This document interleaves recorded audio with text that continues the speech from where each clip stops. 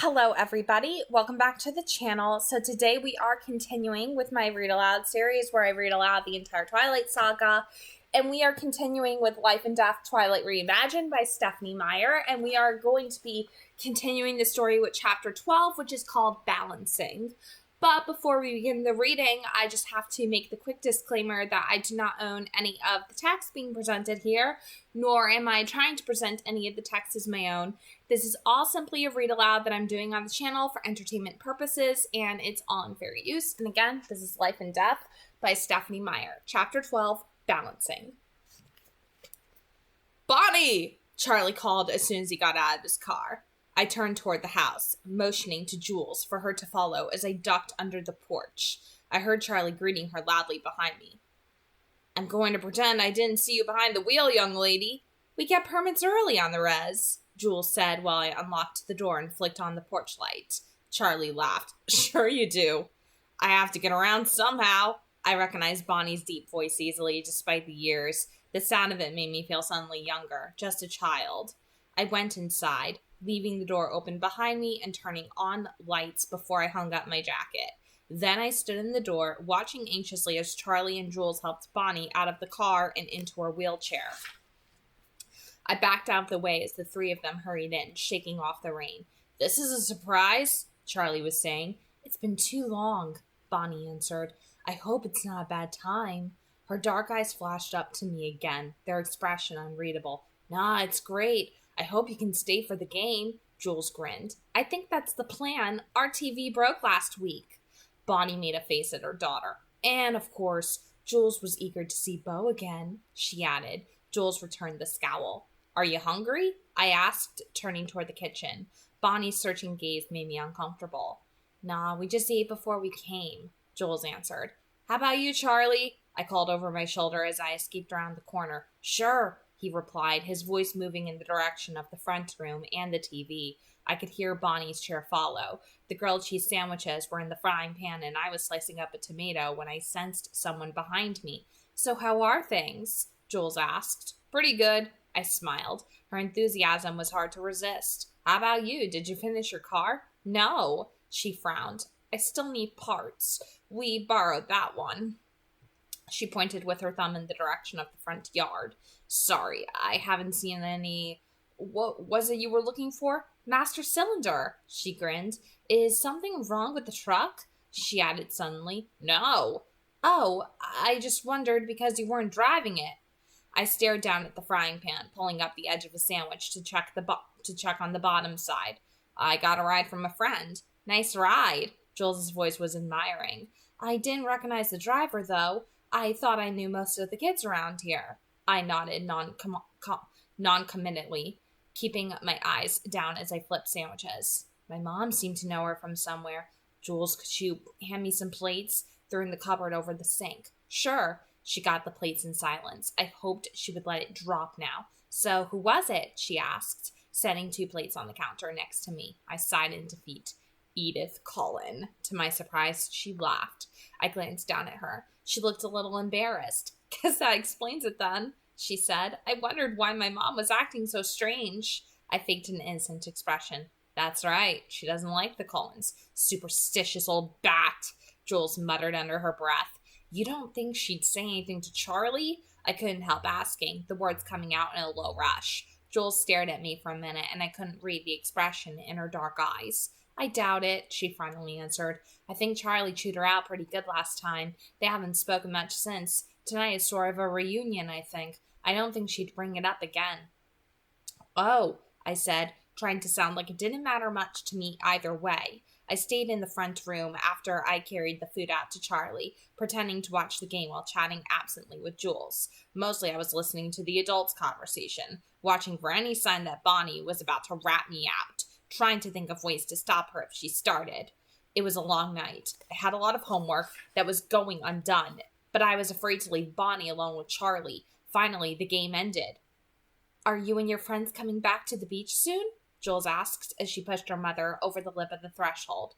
I'm not sure," I hedged. "That was fun, Charlie," Bonnie said. "Come up for the next game," Charlie encouraged. Sure, Bonnie said. "We'll be here. Have a good night." Her eyes shifted to mine and her smile disappeared. You take care of Bo, she added seriously. Thanks, I muttered, looking away. I headed for the stairs while Charlie waved from the doorway. Wait, Bo, he said. I cringed. Had Bonnie gotten something in before I joined them in the living room? But Charlie was relaxed, still grinning from the unexpected visit. I didn't get a chance to talk to you tonight. How was your day? Good. I hesitated with one foot on the first stair, trying to think of details I could safely share. My badminton team won all 4 games. Wow, I didn't know you could play badminton. Well, actually, I can't, but my partner is really good, I admitted. Who is it? He asked with token interest. Michaela Newton. Oh, yeah, you said you were friends with the Newton girl. He perked up. Nice family. He mused for a minute. She didn't want to go with you to the dance this weekend?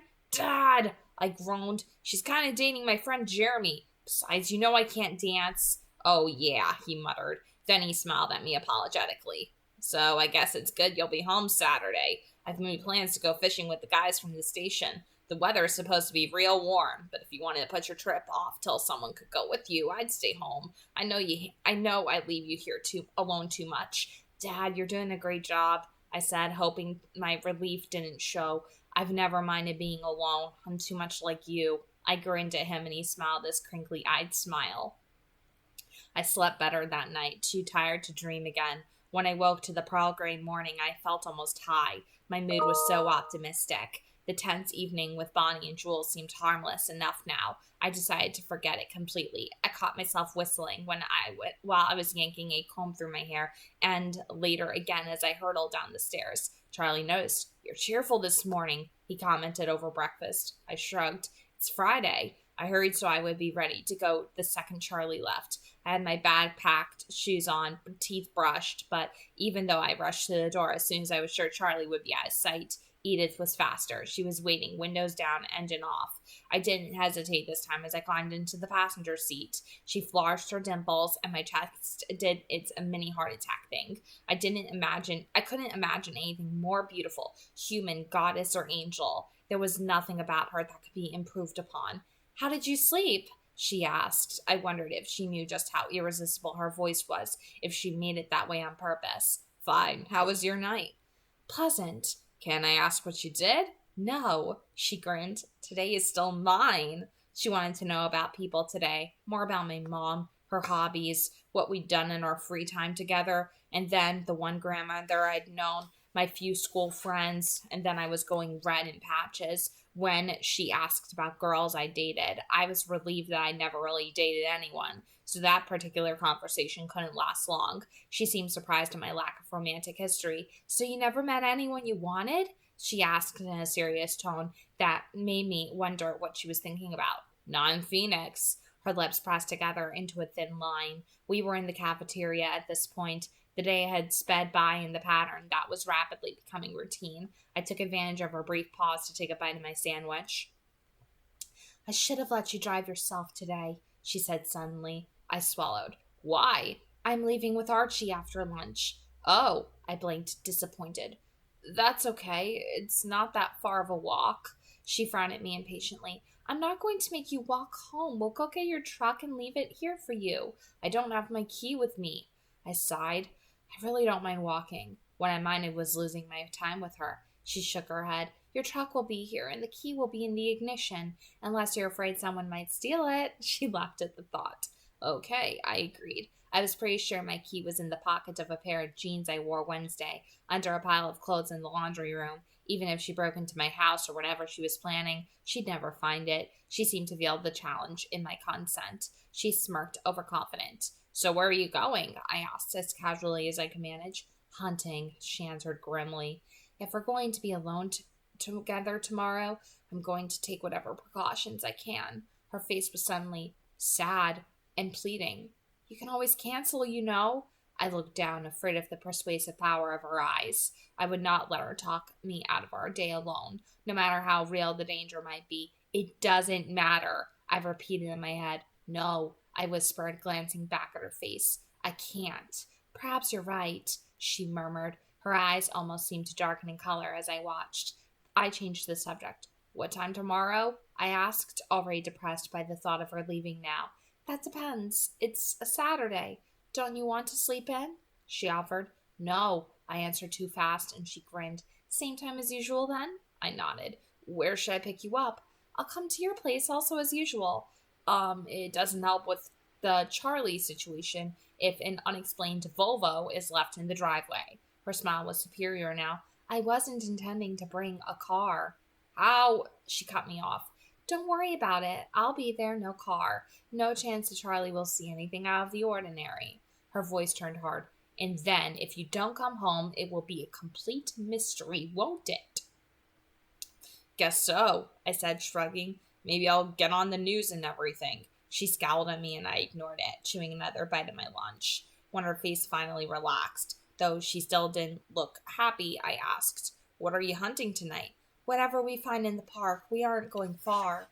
She stared at me, a little frustrated and a little amused by my casual reference to her unusual life.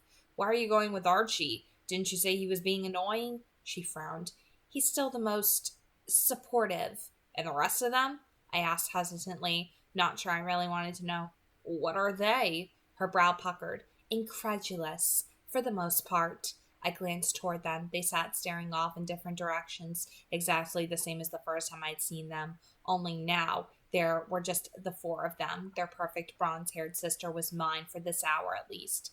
They don't like me, I guessed. That's not it, she disagreed, but her eyes were too innocent. They don't understand why I can't leave you alone.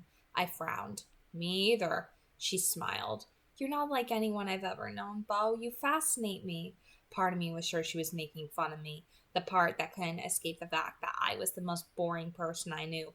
I can't understand that, I said. Having the advantages I do, she murmured, touching one finger to her forehead. I have a better than average grasp of human nature. People are predictable, but you never do what I expect. You always take me by surprise. I looked away, my eyes heading their default position, the back corner of the cafeteria where her family sat. Her words made me feel like a science experiment. I wanted to laugh at myself for expecting anything else. That part is easy enough to explain. I felt her eyes on my face, but I couldn't look at her yet. I was sure she would see the self-contempt in my eyes. But there's more, she went on, and it's not so easy to put into words. I was still staring absently at the Collins while she spoke. Suddenly, Royal turned his head to look directly at me, not to look, to glare with dark, cold eyes. I wanted to look away, but I was frozen by his overt antagonism until Edith broke off mid-sentence and made an angry noise under her breath, a kind of hiss. Royal turned his head, and I was relieved to be free. I looked back at Edith, my eyes wide. That was definitely dislike, I muttered. Her expression was pained. I'm sorry about that. He was just worried. He's just worried. You see, it's dangerous for more than just me if, after spending so much time with you so publicly.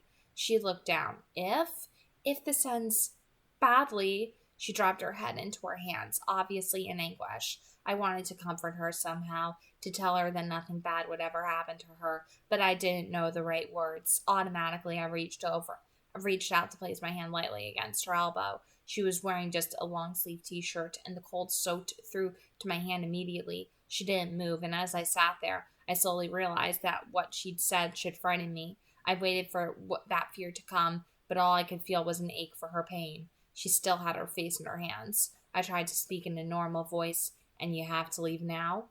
Yes. She let her hands drop.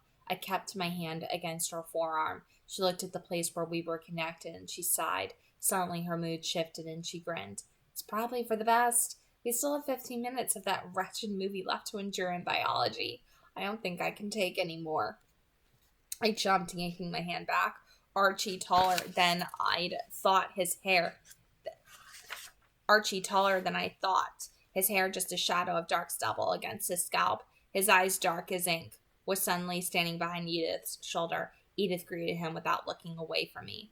Archie? Edith, he answered, imitating her tone with a mocking twist. His voice was a soft tenor, velvety like hers. Archie? Beau, Archie. She introduced us, a wry smile on her face. Hello, Beau.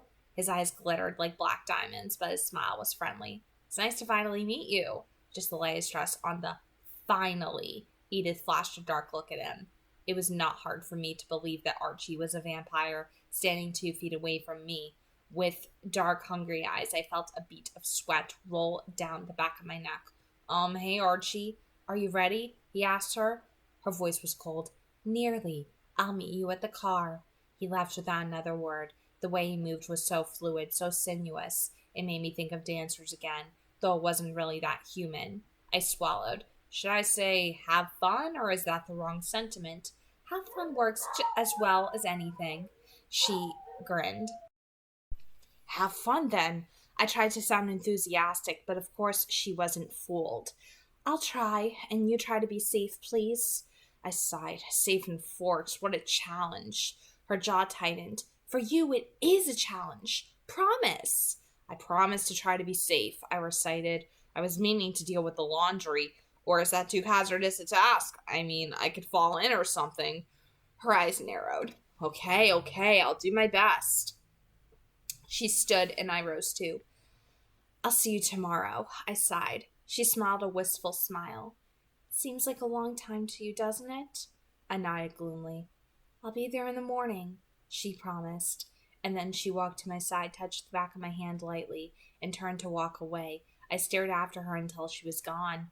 I really did not want to go to class, and I thought about a little healthy ditching, but I decided it would be irresponsible. I knew that if I disappeared now, Michaela and the others would assume I'd gone with Edith, and Edith was worried about the time we'd spent together publicly if things went wrong.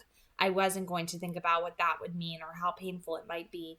I just worked out the ways I could make things safer for her, which meant going to class. I felt certain, and I thought she did too, that tomorrow would change everything for us. She and I, if we were going to be together, we had to face this square on. We couldn't keep trying to balance on this precarious edge of almost together. We would fall to one side or the other, and it all depended on her. I was all in before I'd even consciously chosen, and I was committed to seeing this through, because there was nothing more terrifying to me, more painful than the idea of never seeing her again. It didn't help my concentration so much that she wasn't next to me in biology. The tension and electricity were gone, but my mind was too wrapped around the idea of tomorrow to pay attention. In gym, Michaela seemed to have forgiven me. She said she hoped I had a good time in Seattle. I carefully explained that I'd canceled the trip due to truck issues. She was suddenly sulky again. Are you taking Edith to the dance? No, I told you I wasn't going. What are you doing then? I lied cheerfully. Laundry. And then I have to stay for the trig test or I'm going to fail. She frowned. Is Edith helping you study? I could hear the question marks she put around the last word. Don't I wish, I said, smiling. She's so much smarter than I am, but she's gone away somewhere with her brother for the weekend. It was funny how much easier than usual the lies were coming, maybe because I was lying for someone else and not for myself. Michaela perked up. Oh, you could still come to the dance with us all. That would be cool. We'll all dance with you, she promised. The mental image of Jeremy's face made my tone sharper than necessary. I'm not going to the dance, Michaela, okay? Fine, she snapped. I was just offering. When gym was finally over, I walked to the parking lot without enthusiasm. I wasn't looking forward to walking home in the rain, but I couldn't think of how she would have been able to get my truck. Then again, was anything impossible for her? And there it was, parked in the same spot where she'd parked the Volvo this morning. I shook my head, amazed as I opened the door and found the key in the ignition as promised. There was a piece of white paper folded on my seat. I got in and closed the door before I opened it. 2 words were written in her fancy calligraphy handwriting. Be safe. The sound of the truck roaring to life startled me, and I laughed at myself. When I got home, the handle of the door was locked. The deadbolt unlocked, just as I'd left it this morning. Inside, I went straight to the laundry. It looked just the same as I'd left it, too. I dug for my jeans, and after finding them, checked the pockets. Empty. Maybe I'd hung my key up after all, I thought, shaking my head. Charlie was absent-minded at dinner, worried over something at work, I guessed. Or maybe a basketball game, or maybe he was just really enjoying his lasagna. It was hard to tell with Charlie. Dad, I began breaking into his reverie. What's that, Bo? I think you're right about Seattle. I think I'll wait until Jeremy or someone else can go with me. Oh, he said, surprised. Oh, okay. So do you want me to stay home? No, Dad, don't change your plans. I've got 100 things to do. homework, laundry. I need to go to the library and the grocery store. I'll be in and out all day. You go and have fun. Are you sure? Absolutely, Dad. Besides, the freezer is getting dangerously low on fish. We're down to a 2, maybe 3 year supply. He smiled. You're sure easy to live with, Bo. I could say the same thing about you, I said, laughing. The sound of my laughter was off, but he didn't seem to notice. I felt so guilty for deceiving him that I almost took Edith's advice and told him where I would be. Almost. As I worked on the mindless chore of folding laundry, I wondered if with this lie I was choosing Edith over my father. After all, I was protecting her and leaving him to face exactly what I wasn't sure. Would I just vanish? Would the police find some piece of me? I knew I wasn't able to process exactly how devastating that would be for him, that losing a child, even one he hadn't seen much for the last decade, was a bigger tragedy than I was able to understand. But if I told him I would be with Edith, if I implicated her in whatever followed, how did that help Charlie? Would it make the loss more bearable if he had someone to blame? Or would it just put him in more danger? I remembered how Royal had glared at me today. I remembered Archie's glittering black eyes, Eleanor's arms like long lines of steel, and Jessamine, who, for some reason I couldn't define, was the most frightening of them all. Did I really want my father to know exactly something that would make them feel threatened? So really, the only thing that could help Charlie at all would be if I taped a note to the door tomorrow that read, I changed my mind, and then got in my truck and drove to Seattle after all. I knew Edith wouldn't be angry, that a part of her was hoping for exactly that. But I also knew that I wasn't going to write that note. I couldn't even imagine doing it. When she came, I would be waiting. So I guess I was choosing her over everything. And though I knew I should feel bad, wrong, guilty, sorry, I didn't. Maybe because it didn't feel like a choice at all. But all of this was only if things went badly, and I was nearly 90% sure that they wouldn't. Part of it was that I still couldn't make myself be afraid of Edith, even when I tried to picture her as a sharp-fanged Edith from my nightmare. I had her note in my back pocket, and I pulled it out and read it again and again. She wanted me to be safe. She'd dedicated a lot of personal efforts lately to ensuring my survival. Wasn't she the one who was? Wasn't that who she was? When all the safeties were off, wouldn't that be part of her win?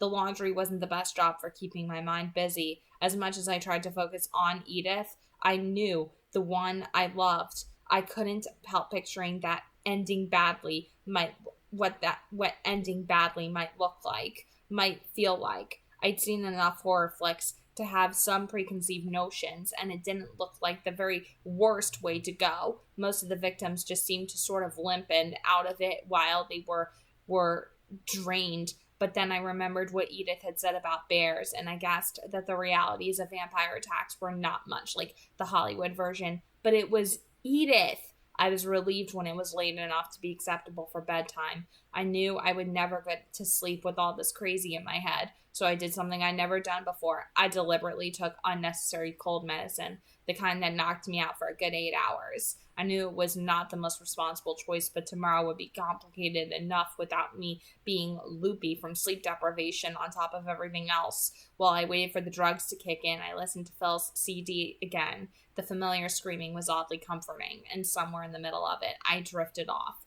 I woke early, having slept soundly and dreamlessly thanks to the drug abuse. Though I was well rested, I was on edge and jittery, now and then almost panicked. I showered and threw clothes on, dressing in layers out of habit, though Edith had promised sun today. I checked out the window. Charlie was already gone, and a thin layer of clouds, white and cottony, covered the sky in a temporary-looking way. I ate without tasting the food, rushing to clean up when I was done. I'd just finished brushing my teeth when a quiet knock had me vaulting my way down the stairs. My hands were suddenly too big for the simple deadbolt, and it took me a second, but finally I threw the door open, and there she was. I took a deep breath. All the nerves faded to nothing, and I was totally calm. She wasn't smiling at first. Her face was serious, even wary, but then she looked me over and her expression lightened. She laughed.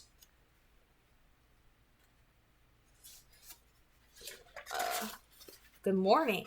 Good morning, she chuckled. What's wrong? I glanced down to make sure I hadn't forgotten anything important, like shoes or pants. We match, she laughed again. She had on a light tan sweater with a scoop neck, a white t-shirt on underneath, and jeans. My sweater was the exact same shade, though that and my white tee both had crew necks. My jeans were the same color, blue too, only she looked like a runway model and I knew that I did not. I locked the door behind me while she walked to the truck. She waited by the passenger door with a martyred expression that was easy to understand. You agreed to this, I reminded her as I unlocked her door and opened it. She gave me a dark look as she climbed past me. I got in my side and tried not to cringe as I revved the engine very loudly to life. Where to? I asked. Put your seatbelt on. I'm nervous already. I rolled my eyes, but did what she asked. Where to? I repeated.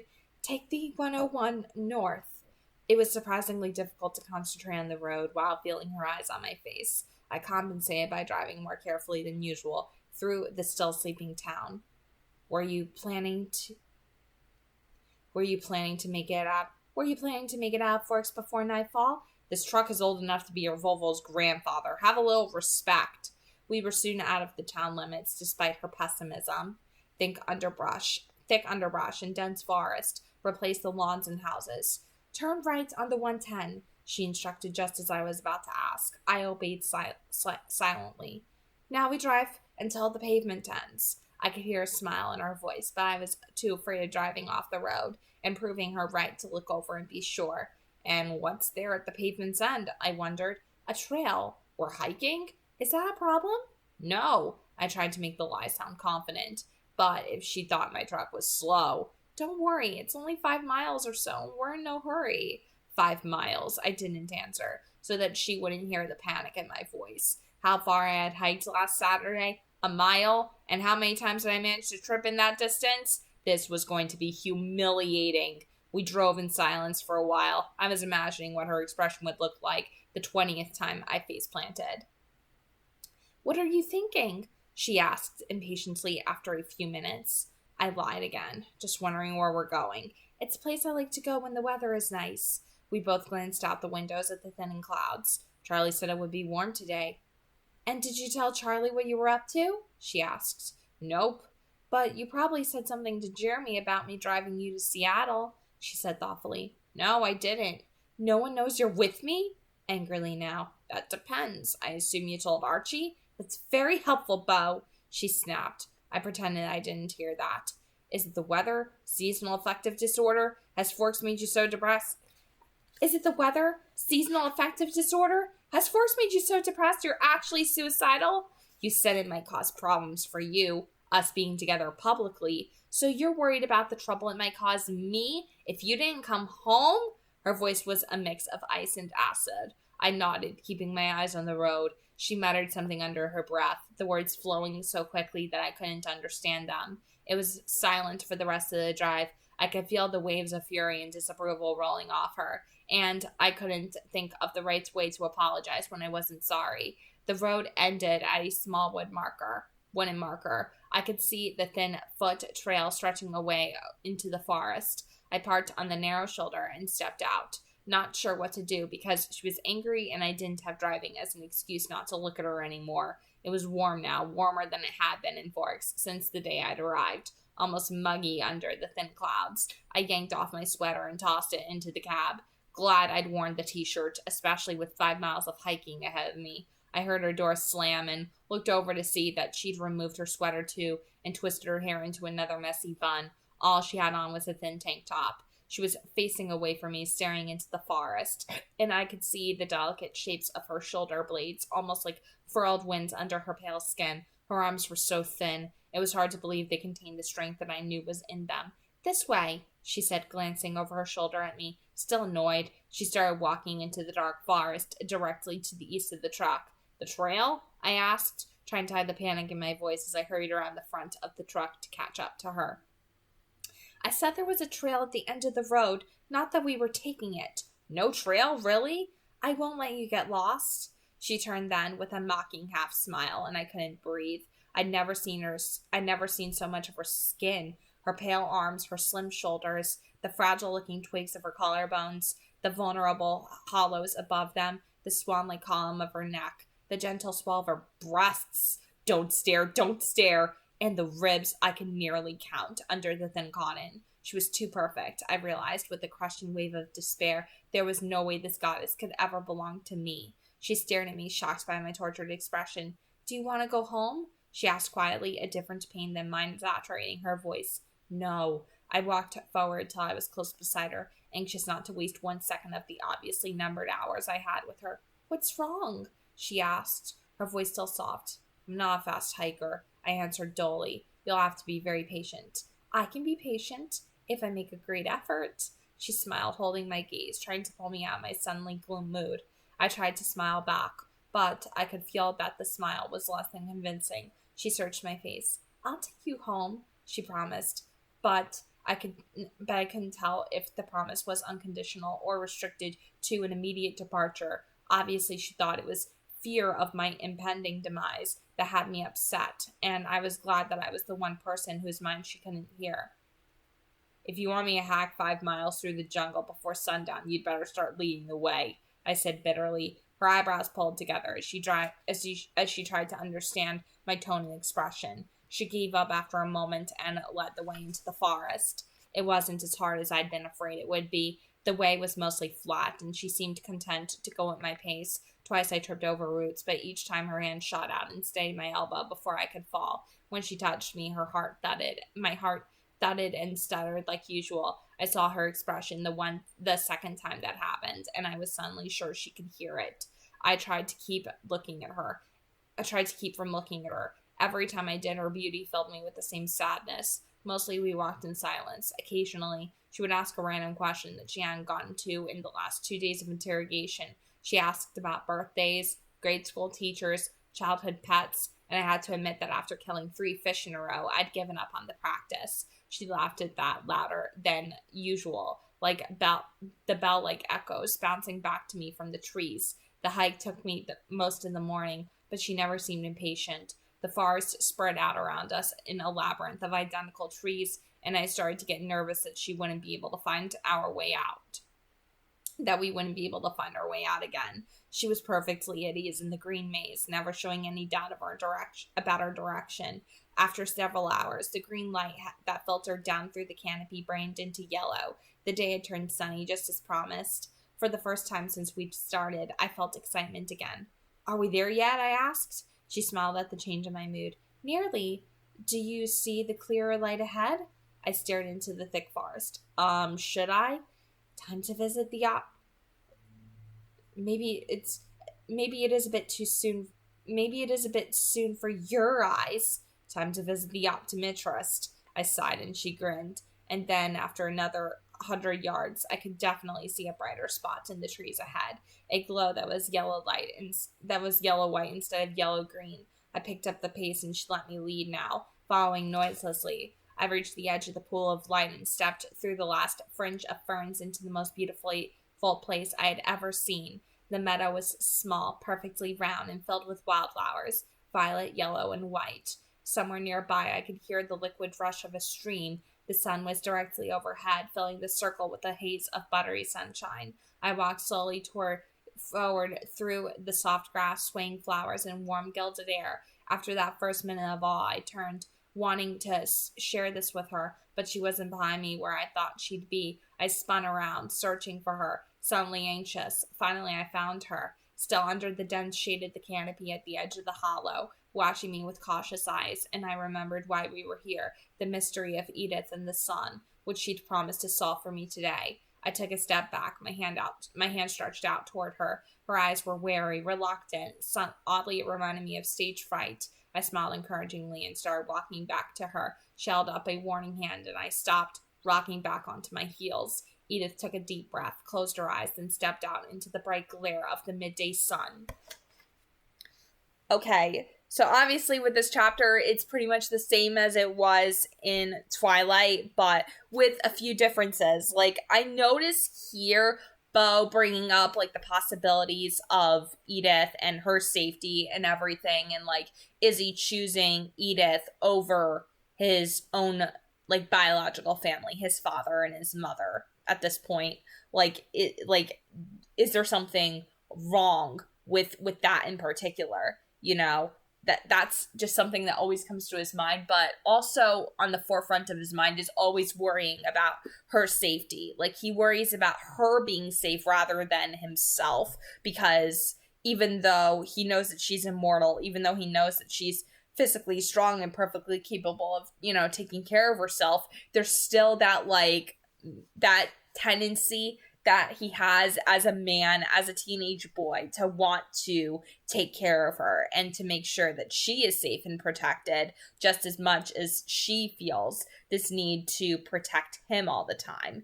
And overall, ultimately, that is where that counterbalance comes in, that juxtaposition between Buford and Bella. And I actually really, really like that here, because this just goes to show that gender in Twilight, it doesn't matter if you are a human male falling in love with a female vampire, you are going to be in the same amount of danger as a human girl falling in love with a male vampire. Like, I think Stephenie Meyer has basically proved her frigging point. She's proven her frigging point in this book. Yeah, I mean, I wish that she didn't have to write this book to prove a point to people who criticized Bella, but you know what? At the end of the day, I feel like this is probably one of the most satisfying stories I've ever read anywhere, and I'm really looking forward to the alternate ending. Like, I know it ends differently, I know that it finishes differently, but overall, like, I'm just excited to see what's gonna come after it. Like, I know she has no intentions of running all the other books this way, like continuing the story in Life and Death with other books, but ultimately, like, I would hope that they do a television series of it on, like, Netflix or HBO Max, and, have the original cast produce it and everything, and basically, like, bring this book to life in the version of a TV show. Like, but at the same time, I don't know if they ever would do it, because obviously my top choice for Jessamine Hale would be Sophie Turner, for sure. But at the same time, I just feel like my dream cast for Life and Death, they would all be probably a little bit too old to play the characters now.